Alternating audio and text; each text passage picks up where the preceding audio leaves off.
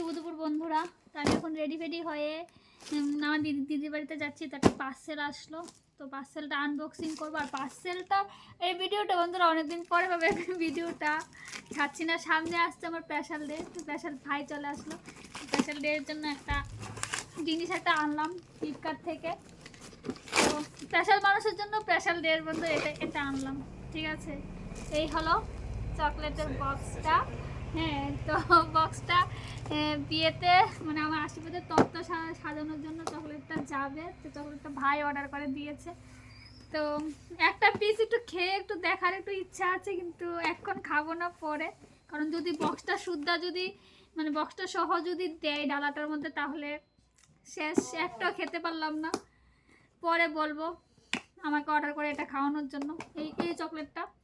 তো এইভাবে চকলেটটা দেওয়া হবে। আর জিনিসটা কীরকম লাগলো অবশ্যই জানাবে। আর ভিডিওটা তো অনেক দিন পরে পাবে গাইস। তো চলো, টাটা।